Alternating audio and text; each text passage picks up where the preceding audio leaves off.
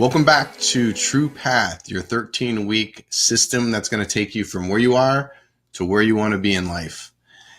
We are now down to the daily pages. These are the most important pages because you're going to be doing them every single day. And as I've said before, it's all about repetition breeds consistency, which creates habits.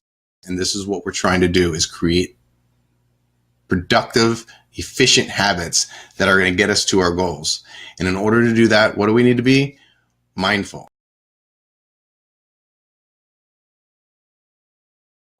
So mindfulness, habits, goals. These are the three main things that we're doing in order to get to the point where we want in life. So I'm going to minimize myself and show you where we're at. So this is the weekly page that we just did. So once you turn through that, it's going to go tomorrow starts today, and it's going to start talking about the daily pages and the sections. Again, we've done most of these sections already. There are just some reminders within them. Most excited about today will be mindfully. So here's a new one. Today I will mindfully. This is going to be your daily mindfulness section. And as you can see, there's some information on here that you're going to want to make sure that you read all the way through. The to-dos we've talked about. GPA, which is goals, plan, action. We've talked about that. Gratitude, that's a new section. Winning my morning, new section. Daily schedule, your notes, thoughts, and ideas, and then the day in review. And then we go over to the daily page itself. So we're just going to attack this like we've done the last ones. So as you notice, there's no day in review like there was week in review and month in review on the last ones, but we start out with today. So you're simply going to write in the day. Let me tell you though, writing this page, your daily page, the night before is an extremely beneficial habit to get into, and I'll tell you why. There's two reasons.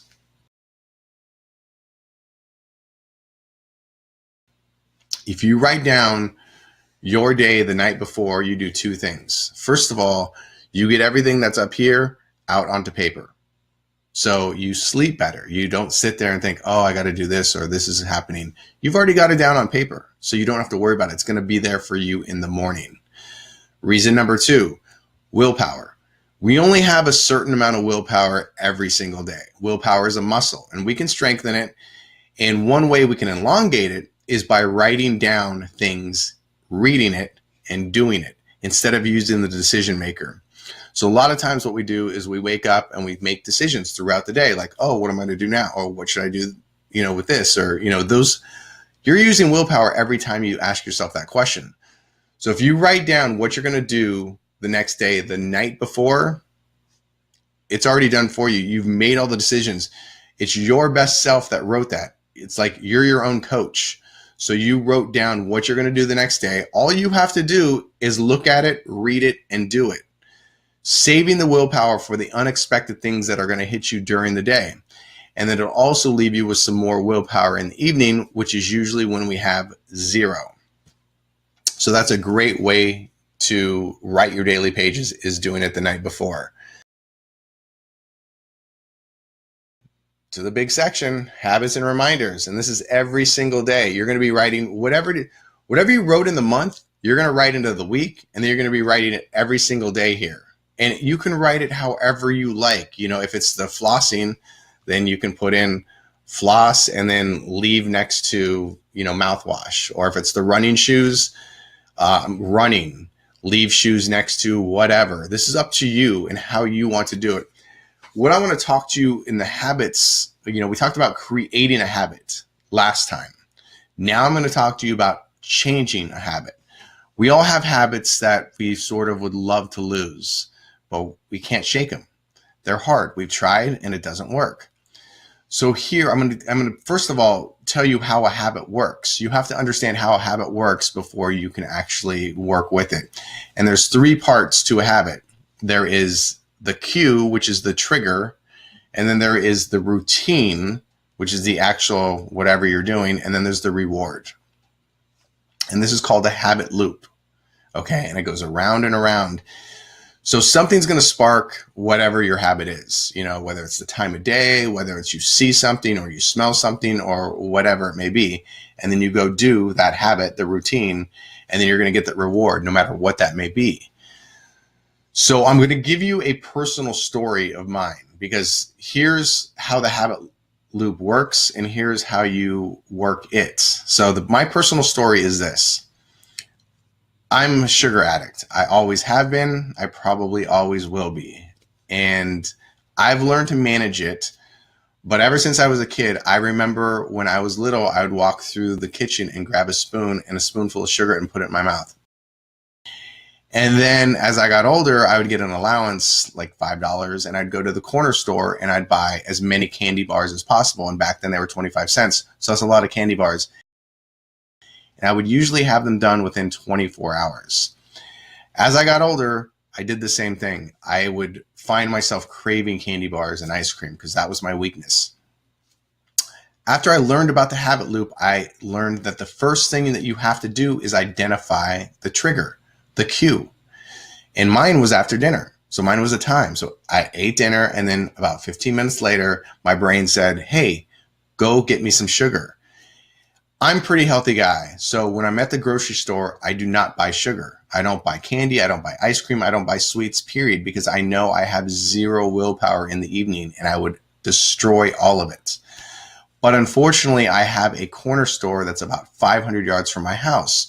So what happened was every night I would have dinner, and then about 15 minutes later, I would think, I can just walk to the store and grab something. And that's exactly what would happen. So I was eating ice cream, Ben & Jerry's, candy bars, all of it, every single night. And I said, I have to do something about this. So I identified the cue. That's the first part. You have to identify your trigger. Then you have to change the routine. So instead of, my routine is eating Ben & Jerry's, eating candy bars, eating refined cracked sugar, as I call it. So I tried to find a substitute. What I tried to do was I tried to brush my teeth, chew gum, put mints in, and they worked for about 20 minutes. And then it came knocking again, that craving. And I would find myself walking to the store, grabbing candy, coming back and eating it and feeling, so relieved. This is how I found my replacement routine. I was spending the weekend at a girlfriend's house and we had dinner. And after dinner, what happened? I wanted some sweets. So I went to her fridge, I went to her cupboards. I basically went through her entire place. There was nothing. There was no sweets. And I was like, okay. And I wasn't about to go to the store because that would have seemed desperate. So I found these sweet black grapes in her fridge, and, I washed them off, put them in a bowl, and sat down on the couch and started popping them. And they were pretty good. And then at the end of the bowl, I felt amazing. I was satisfied. I didn't want any more cracked refined sugar. So the next night I did the same thing. And again, satisfied. So for 6 months, the next 6 months of my life, I did not have those sweet black grapes in my fridge. And I ate them every night. And during that 6 months, I never went to the corner store. I never ate, candy bars or refined sugar. For those 6 months, I was clean. Now, yes, black grapes have sugar in them, but they're natural sugar, and I will take that all day long over my refined cracked sugar. So I found the replacement, and that's how I just stumbled upon it. And the reward, it's a similar reward. See, this is the part, is the reward needs to be similar. So whatever routine you replace in your habits has to give you a similar reward. And the grapes did. They had sugar in it. So when I ate them, they were sweet and they were good. So I enjoyed that. And then the sugar went to my brain, which soothes my brain. And if you know anything about sugar in the brain, it lights up like a Christmas tree when you have sugar. And it actually acts a lot like when you do cocaine. And you can look this up on Google. There's plenty of articles on it. So sugar is very addicting, and I'm addicted to it. But this is how I figured out how to get out of it. So that's a habit loop, and that's how it works. So your job is find that habit that you want to, change. You have to identify that cue, whether it's a time, whether it's, you smell something or see something or something reminds you of it.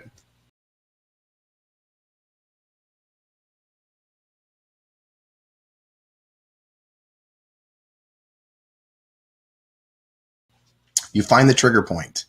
That's the first part. And then you have to change the routine that gives you a similar reward. And then that's how you change a habit. The routine, finding that routine replacement, it's usually not a one-shot deal. So if you try one thing and it doesn't work, don't give up. It may take 3, 4, 5, 6 different things. So that's how you change a habit. And that is all about the habit loop and how they work. So let's move on to the daily page. So the to-dos, I think we know all about the to-dos. You just rewrite whatever's on your week onto the here, and your goal is to clear these, right? Not always going to work, but do your best.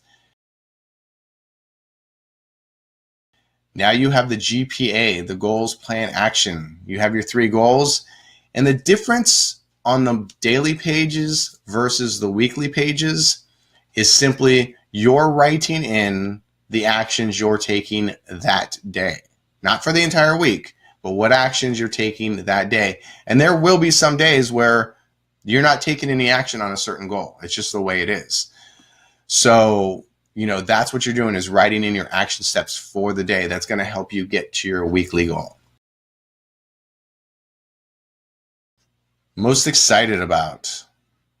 Once you've written your schedule, which we'll go over in a minute, it's what are you most excited about? So the next day, and you may look at the next day and go, I'm not excited about anything. I got to go to work, this and that. Maybe it's somebody you get to see at work. It's a coworker, or, if it's something fabricated, make something exciting, like go for a walk or go to the gym or do something that's going to make it exciting. So this is on you to make sure that there's something that you're excited about for tomorrow.